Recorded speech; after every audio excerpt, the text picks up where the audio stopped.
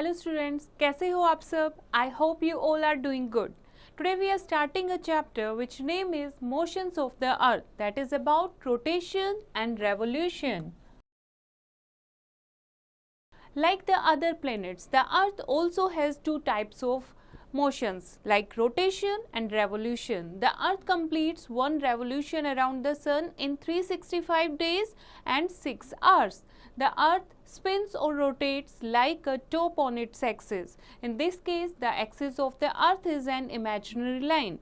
With the perpendicular to the plane of the Earth's orbit, this axis forms an angle of 23.5 degree. Thus, with the orbit plane, the Earth's axis forms an angle of 66.5 degree. This signifies that when the Earth revolves around the Sun, it is always inclined to one side. Okay, जैसे कि जितने भी planets होते हैं उनके दो motions होते हैं, one is rotation and second is revolution. वैसे ही Earth भी दो motions को pose करती है, first is rotation and second is revolution. Now revolution क्या होता है? Revolution होता है जो अर्थ है सन के चारों तरफ मूव करती है. This is called revolution. और ये अपना एक चक्कर कितने दिन में कंप्लीट करती है? 365 days and 6 hours. This is called revolution. Now rotation. Rotation. Now एक चक्कर वो अपना यानी अपने ही एक्सिस पर खड़े खड़े जैसे हम एक जगह पर रोटेट होते हैं ऐसे ही अर्थ भी अपनी ही जगह पर रोटेट होती है. अपना एक रोटेशन वो कितने दिन में कंप्लीट करती है? 1 day में is equal to 24 hours. Okay. Now let us understand the term rotation.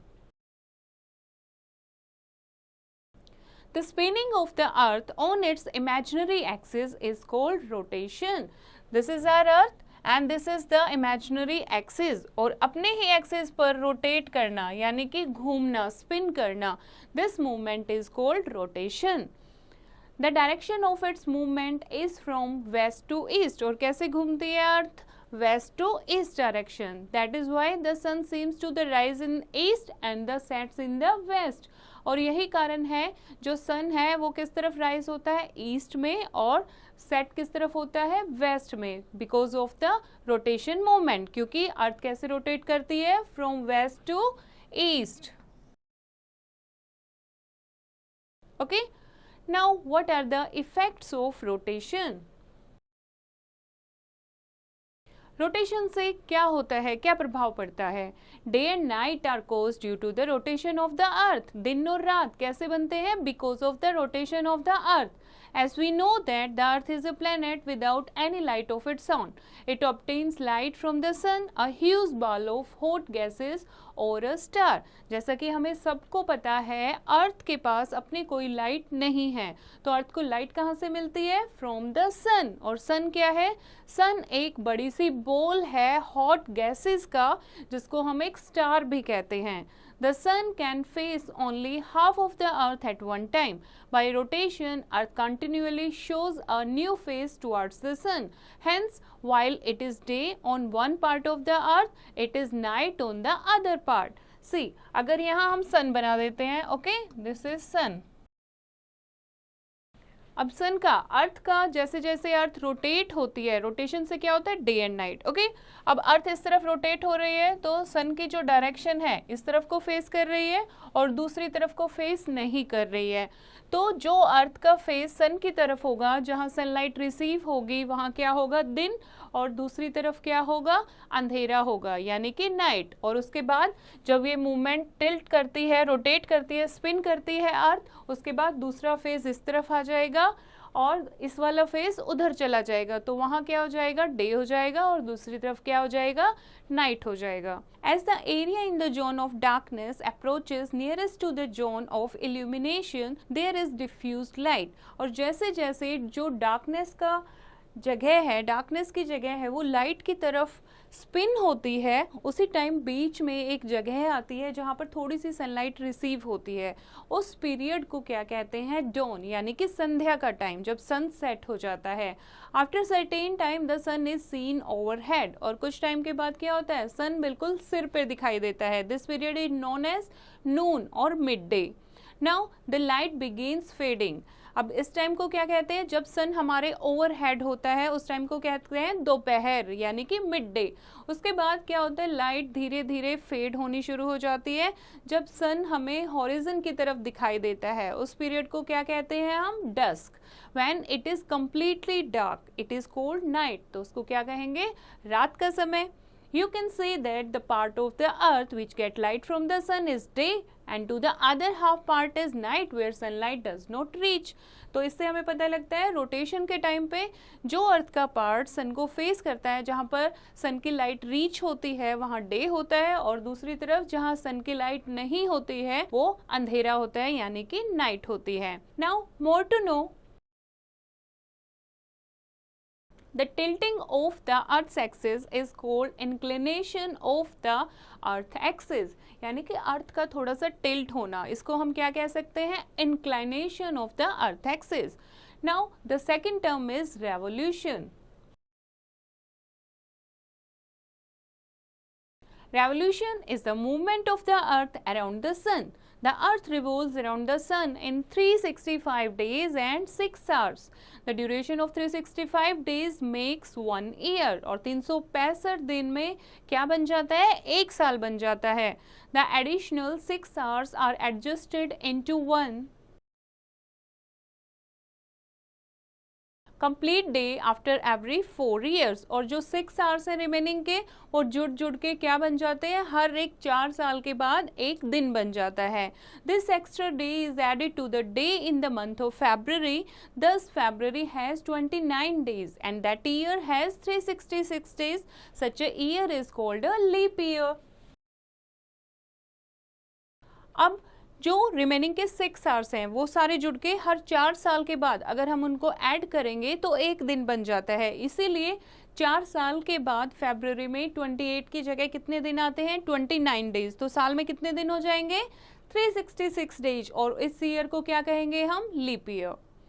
For example, the year 2016 was a leap year and the next leap year will be 2020 and so on। We can calculate the leap year by division। If the year is completely divisible by 4, that year is always a leap year। Fine। Now next is the formation of days and nights।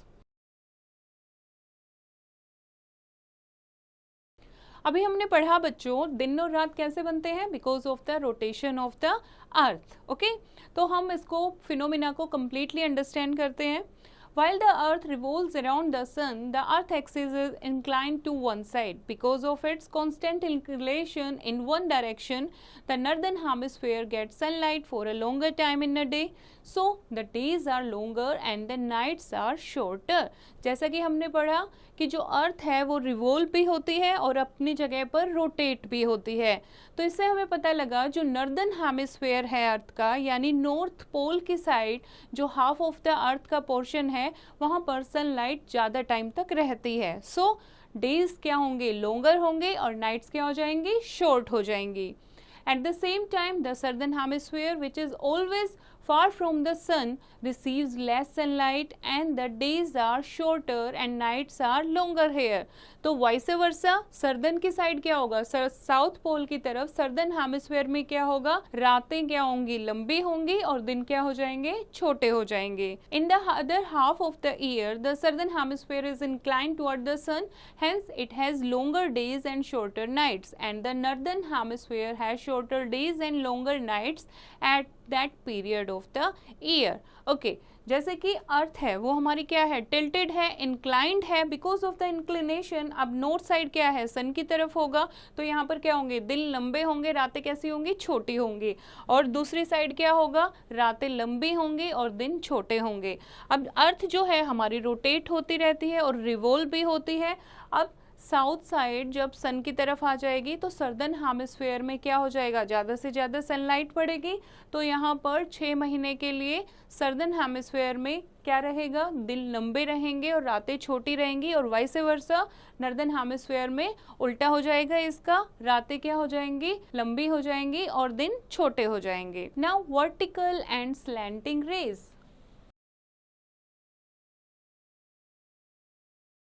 Actually, the sun shines vertically overhead between the Tropic of Cancer, that is 23.5 degree north, and Tropic of Capricorn, that is 23.5 degrees south.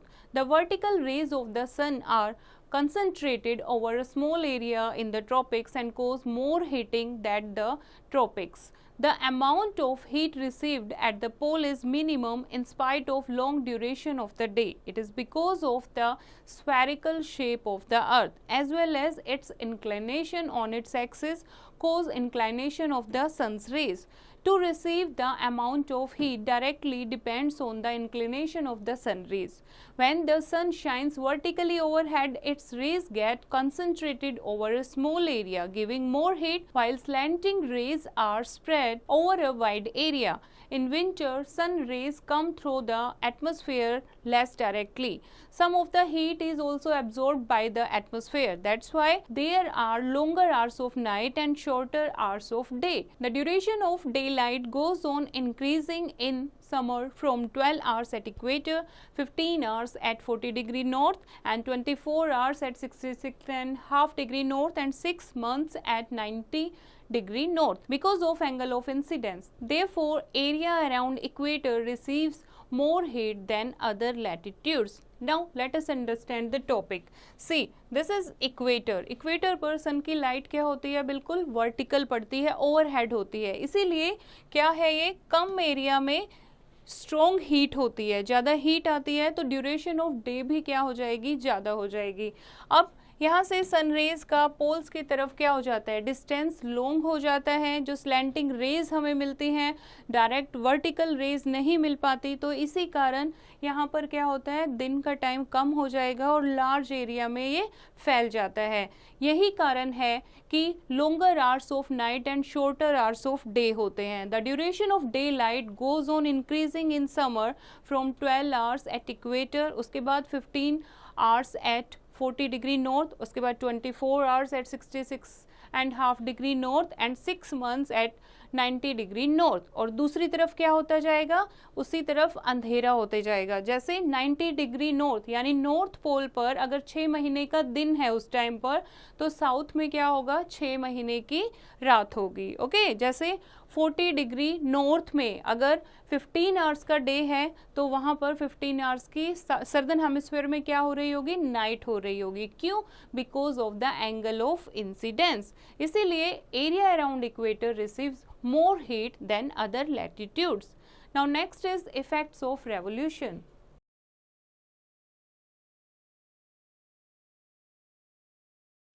Seasons are caused by the revolution of the earth. There are 4 distinct cycles of seasons. Now season कैसे होते हैं, मौसम कैसे change होते हैं, because of the revolution of the earth. जो अर्थ चारों तरफ सन के चक्कर लगाती है उसी कारण क्या होते हैं, सीजन्स होते हैं। 4 सीजन्स होते हैं mainly, summer season, winter, spring and autumn season. Okay, now summer season, the part of the earth that is tilted toward the sun has longer days with high temperature. okay, कि जो अर्थ का part सन की तरफ tilted होगा, सन की तरफ झुका होगा, वहाँ पर दिन क्या होंगे, लंबे होंगे और हाई टेम्परेचर होगा, क्योंकि सन की रेज डायरेक्ट होंगी तो गर्मी ज़्यादा होगी। उस सीजन को हम क्या कहेंगे, summer season. Fine. Now next है आपका winter season. The part of the earth that is tilted farthest from the sun receives very little warmth.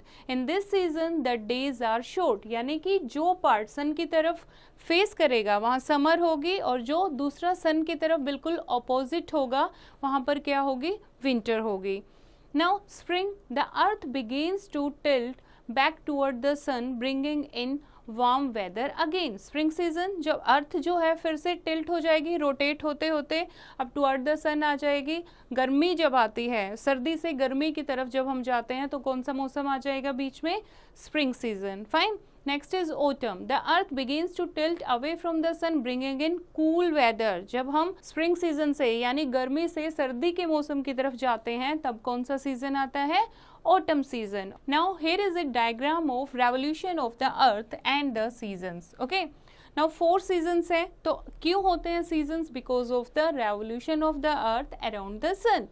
अब सी यहाँ समर सीजन है, समर सीजन से हम विंटर सीजन की तरफ जाते हैं तो बीच में कौन सा सीजन आता है, ऑटम सीजन। उसके बाद विंटर सीजन से दोबारा समर सीजन की तरफ जाएंगे तो बीच में कौन सा सीजन आएगा, स्प्रिंग सीजन। इस तरीके से we are having 4 seasons. Now more to know, the circle which divides the earth into lit half and dark half is known as the circle of illumination। यानी कि वो सर्कल जो अर्थ को दो पार्ट में डिवाइड करता है, एक तरफ जहाँ रोशनी होती है, एक तरफ जहाँ अंधेरा होता है, उसको क्या कहते हैं, circle of illumination। Now, when the northern hemisphere is tilted towards the sun, the rays of the sun are close to vertical on this hemisphere and the days are longer. This means that it receives more heat for a longer period of time. As a result, it is summer in this hemisphere. The sun also appears higher in the sky and more towards the north on the horizon. Okay, summer season जैसे आप सबको पता है, दिन का time क्या होता है, डेज क्या होते हैं, लोंगर होते हैं, और समर हेमिस्फीयर की तरफ जो सन होता है वो भी नॉर्दर्न हॉरिजन में आपको दिखाई देता है। On 21st June, the rays of the sun fall vertically on the Tropic of Cancer. This is because of the North Pole is tilted towards the sun. 21 जून को क्या होता है, जो नॉर्थ पोल है वो सन की तरफ टिल्टेड होता है, इसीलिए सन की वर्टिकल रेज यानी डायरेक्ट रेज कहाँ पड़ती हैं उस टाइम पर, tropic of cancer. That is the reason उस दिन को लॉन्गेस्ट डे होता है और शॉर्टेस्ट नाइट होती है। This condition is called summer solstice and in the same way 22 December is called winter solstice. More to know, the earth completes one revolution in 365 days and 6 hours. While 365 days makes one complete year and 6 into 4 that is 24 hours are added to after 4 years that makes 366 days और उस year को क्या कहते हैं, leap year. While the sun shines vertically overhead, the rays of the sun get concentrated over a small region giving more heat। जब सन की जो rays हैं वो वर्टिकली ओवरहेड होती हैं तो सन की रेज छोटे एरिया पर बहुत ज़्यादा होती है, मतलब कम एरिया में अगर वो चीज़ होगी तो मोर हीट कॉज करेगी, एंड स्लैंटिंग रेज जो होती हैं वो ज़्यादा एरिया में स्प्रेड हो जाती है तो लेस हीट कॉज करती है। Fine. The southern hemisphere starts turning toward the sun gradually after September 23 and reaches its maximum on December 22। अब सर्दर्न हेमिस्फीयर यानी कि सर्दर्न हेमिस्फीयर जो है वो 23 सितंबर से सर्दर्न हेमिस्फीयर सन की तरफ टिल्ट होना, टर्न होना शुरू हो जाता है और तब तक सर्दर्न हेमिस्फीयर रहता है जब तक कि वो विंटर में ना पहुंच जाए। ओके, यानी कि till 22 December. In this situation the southern polar area has 24 hours of day light. इसीलिए सर्दर्न एरिया में, अब सर्दर्न जो हेमिस्फीयर है वो सन की तरफ है तो वहाँ पर क्या होगा, 24 घंटे की डे लाइट रहेगी और नॉर्दर्न हेमिस्फीयर में 24 घंटे की नाइट रहेगी। In the southern hemisphere the sun is at its greater distance. The sun shines vertically over Tropic of Capricorn. This situation is known as winter solstice. अब इस situation में यानी सर्दर्न हेमिस्फीयर जब turn होता है सन की तरफ तो उस टाइम सन की जो रेज हैं वो ट्रॉपिक ऑफ कैप्रिकॉर्न पर वर्टिकली ओवरहेड गिरती हैं, तो इस सिचुएशन को क्या कहेंगे, winter solstice. The sun is never overhead at any place beyond the tropic of Capricorn, so December 22 is known as winter solstice. The sun is felt again moving toward the northern hemisphere after December 22 and it crosses the equator on 21st of March. अब सन क्या करेगा, दोबारा से northern hemisphere की तरफ उसकी रोशनी ज़्यादा होती जाएगी, यानी नॉर्दर्न हेमिस्फीयर टर्न होना शुरू हो जाएगा, यानी कि विंटर यानी 22 दिसंबर से लेके 21 मार्च तक उस तरफ मूव होता रहेगा। Twice in an year that is 21st of March and 22nd September the sun appears in the sky at a position midway between the solstice positions. Then the sun appears directly overhead at the equator at noon. उसके बाद equator पर overhead होता है दोपहर के time पर. These 2 point times are called equinox. और इस टाइम को क्या कहते हैं? Equinox. At an equinox, the earth axis is tilted neither towards the sun nor away from it. और इक्विनॉक्स के टाइम पर अर्थ का जो एक्सिस है ना ही वो सन की तरफ टिल्ट होता है ना ही वो सन से अवे होता है. On the day of the equinox the day and night are equal in length throughout the world. इसीलिए 21 ऑफ मार्च को स्प्रिंग इक्विनॉक्स बोलते हैं और 22 ऑफ सितंबर को ऑटम इक्विनॉक्स बोलते हैं. इस दिन डे और नाइट जो हैं वो इक्वल लेंथ के होते हैं, यानी 12 घंटे का दिन होता है और 12 घंटे की नाइट होती है. The seasons in the northern hemisphere are opposite to those in the southern hemisphere. In the northern hemisphere, Christmas is being celebrated in the winter. England, America, other European countries, India, etc. fall in the northern hemisphere. It is summer in South America and Australia. Okay, northern hemisphere में और southern hemisphere में बिल्कुल change होता है, vice versa होता है. अगर northern hemisphere में winter है तो उस time southern hemisphere में summer होगी. Okay, जैसे कि आपका 25 दिसंबर है, क्रिसमस डे सेलिब्रेट करते हैं हम. नॉर्दर्न हेमिस्फीयर में ये टाइम सर्दियों में आता है, लेकिन सर्दर्न हेमिस्फीयर में जो कंट्रीज आती हैं उस टाइम क्रिसमस के टाइम पर वहां पर क्या होती है? गर्मी होती है. Fine. Now points to remember. First is The earth revolves around the sun in a fixed path known as orbit. जो अर्थ है सन के चारों तरफ एक फिक्स पाथ में मूव करती है, उस पाथ को क्या कहते हैं? Orbit. The tilting of the earth axis is formed as inclination of the earth axis. And the spinning of the earth around the imaginary axis is known as rotation. A leap year is divisible by 4 and has 366 days. The equinox on 21st of March is called the spring equinox. And the equinox on 23rd September is called the autumn equinox. I hope बच्चों आपको ये chapter समझ आया होगा. फिर से इसको read करेंगे और एक्सरसाइज की प्रैक्टिस खुद करेंगे.